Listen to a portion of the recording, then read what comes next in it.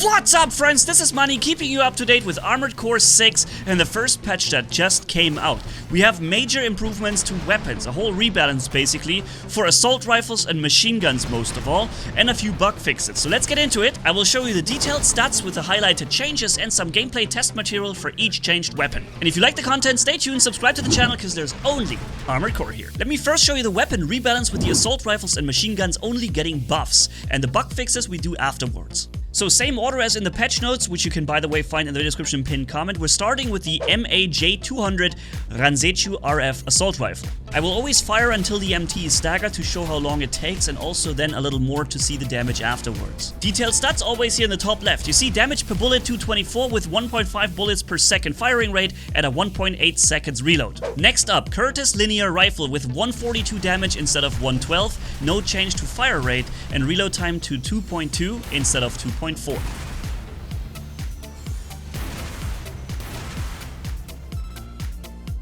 Then Turner assault rifle, 105 damage per bullet instead of 87, and reload time to 2.2 from 2.8. That's quite a change. Interesting side info about this weapon: the damage per bullet is really good, but the staggering potential, the impact damage, is really bad. So you're not staggering enemies, but you're dealing quite a lot of damage.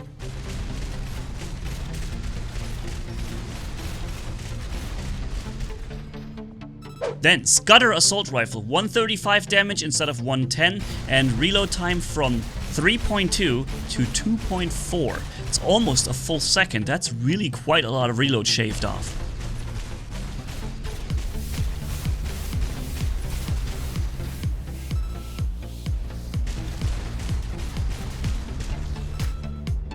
Then the other Ransechu assault rifle with the number 201, having only a burst fire mode with 77 damage times 3 instead of 62 damage times 3. Reload from 2.4 down to 1.9.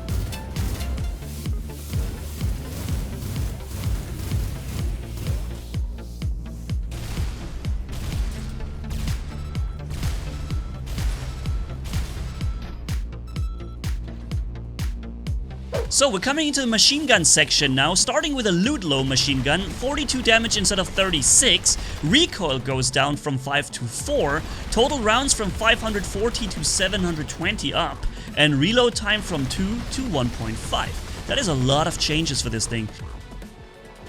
Then interesting that they buffed the Chang Chen, because that was already kind of a favorite of mine before, with damage 39 instead of 32, no change to recoil though, total rounds 990 from 720, and reload 2.2 instead of 2.8. This thing actually performs rather nicely, and now it's nicer. And last, the Etsujin machine gun with only burst fire mode, 46 instead of 40 damage per bullet, no recoil change, total rounds 600 instead of 480, reload time 1.5 instead of 2 seconds. Now unfortunately we did not get a nerf for the Zimmermann shotgun, because that thing is just overperforming like crazy in PvP and also PvE, quite honestly. You've seen it in the intro, you're seeing it right now against the Enforcer. This thing is just kick-ass, but they didn't change it, so we're gonna, I guess, keep having that meta now.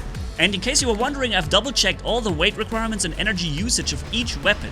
Nothing has changed at all in regards to that. Now coming to the bug fixes, most of them just correct some mistakes in missions, others correct some user interface or visual changes, but there are two important things. We have adjusted certain attacks performed by the enemy Balteus, Sea Spider, and CEL 240, so that may change how the combat goes from now on. And the other really important thing is that fixed a bug that caused vertical missiles and certain coral weapons to deal unintended damage. That is kind of the only nerf in this entire list right here. Let's see how that exactly plays out, because we don't know exactly what they changed here. It's not listed. So that's pretty much it for this update, and if you want to see some world record speed kills like this against the Nightfall Raven and others, then check out this video in the top right corner, and of course stay tuned on the channel for all the upcoming news and videos. So see you in the next one. Manni signing off. Bye bye.